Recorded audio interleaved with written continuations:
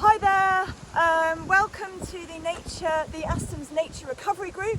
We are here in Pixfield to introduce ourselves and to tell you a little bit about the site. So I'll start off with me. I am Sarah Sumner. I am a professor at UCL, so you might see me around a bit anyway, but I live out here in Oxfordshire and I've been working with some of my friends in the village to explore how we can restore this amazing chalk grassland that is literally on our doorstep. Over to you, Bob. Hi, I'm Bob Picken. I also live in the village. My background is that I'm a lawyer. I got involved in this project because I regularly walk my dog in this field, and talking to people like Sarah and Anna, I found out a lot more about the nature and what a fascinating, unique site this is. And so when the request went out for help for people to get involved in how we can preserve and improve the habitat here, I thought that sounds like a great idea.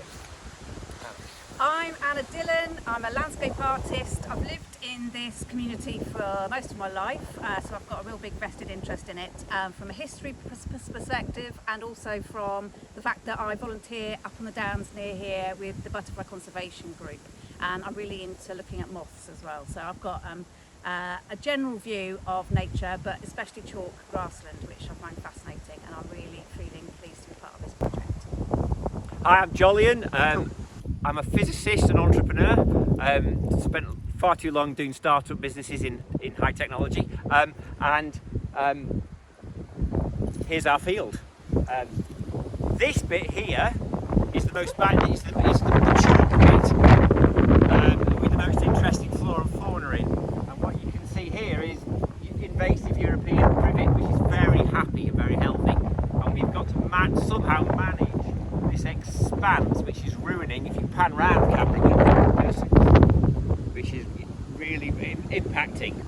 So part of the management will be to deal with. So as part of the Village History Group, this hill is part of an Iron Age hill fort called Blue Burton Hill in the south of Oxfordshire.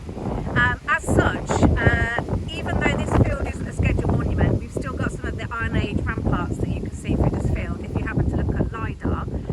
So we've got some historical information here, including the fact that there was a big burial, a grave with 20 bodies buried not far from us here, which was excavated in the 1980s.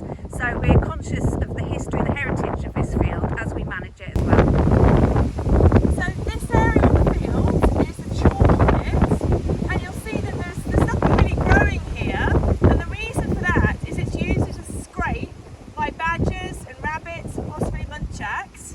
And whilst this might look like it's got no biodiversity, under the ground is full of ground nesting bees and wasps.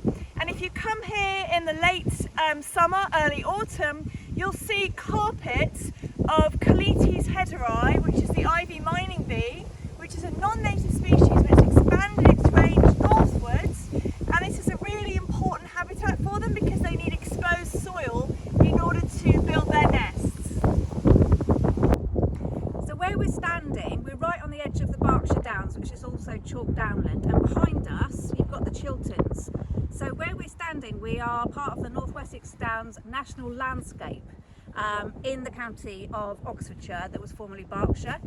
Bob, did you want to talk a little bit about how we're managing this section? Sure. As Jolyon mentioned earlier, we've been doing some sycthing. We've received a grant from the Trust for Oxfordshire's Environment, and that's enabled us to buy some scythe and some scything equipment. And here you can see an area that we have scythed just here on the left, because we're really keen to manage the land in a sustainable manner, but also using some traditional tools and non-mechanical tools and also.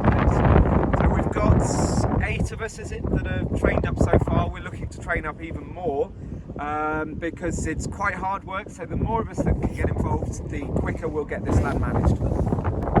So we were really grateful to a villager who has been doing butterfly transit through the whole year, and she has discovered over 25 species of butterfly. We knew we had some here, so marble whites, small skippers, Essex skippers, but we had a really impressive sighting of a green hair streak, which was the first. Chocolate blues here, common blues as well, and some interesting other species that we discovered. We've got common lizards,